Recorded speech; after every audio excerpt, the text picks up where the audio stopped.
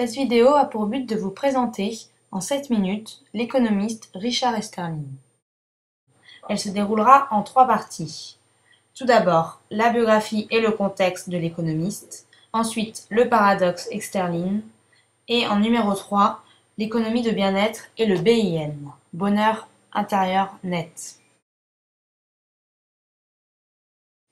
Richard Easterlin est un économiste américain né en 1926 dans le New Jersey aux États-Unis.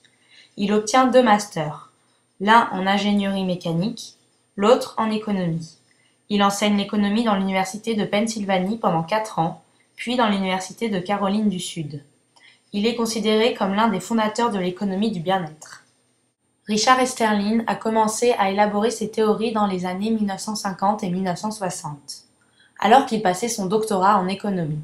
Dans ces années-là, les États-Unis sont vus comme les défenseurs du monde libre. Ils luttent contre les communistes, ils mettent en place les accords de Bretton Woods. En 1945, la puissance américaine sort renforcée du conflit planétaire, suite à la victoire de la Seconde Guerre mondiale.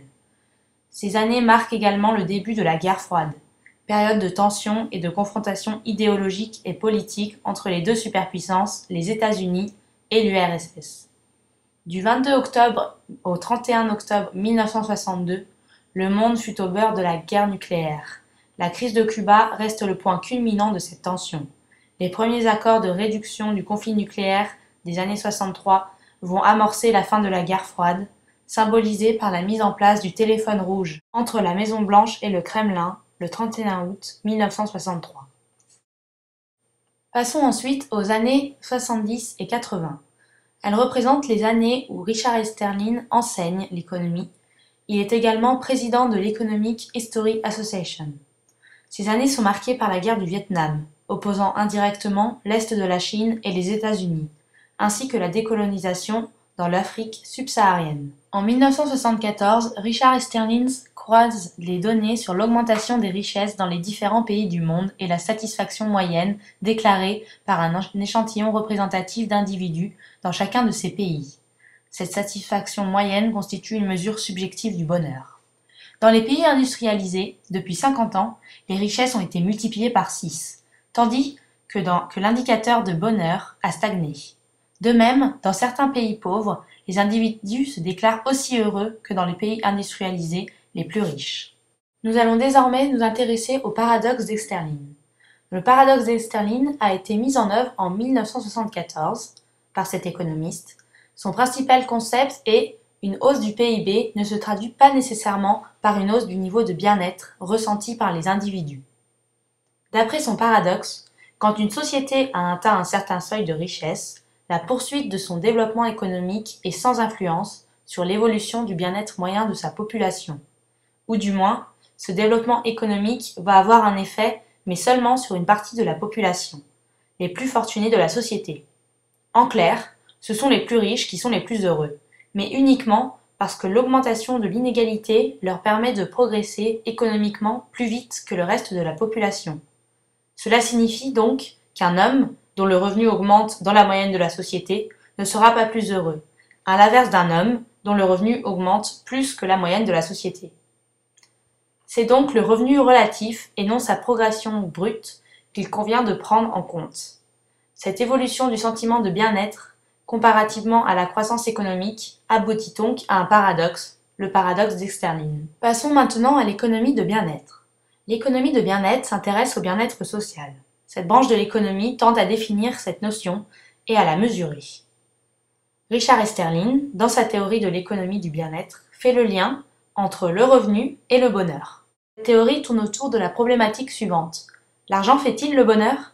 Et a inspiré la création du BIN, bonheur intérieur net.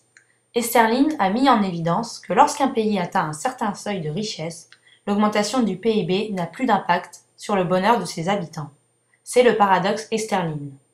2 facteurs expliquent donc ce paradoxe, l'accoutumance et les comparaisons. L'homme espère toujours plus que ce qu'il possède et compare systématiquement sa situation avec son entourage. Il ne se satisfait jamais de son niveau de vie et espère sans cesse l'améliorer. L'évaluation du bien-être se fait en fonction de ses pairs. Enfin, nous arrivons à la dernière partie de cette vidéo. Qu'est-ce que le bonheur intérieur net ?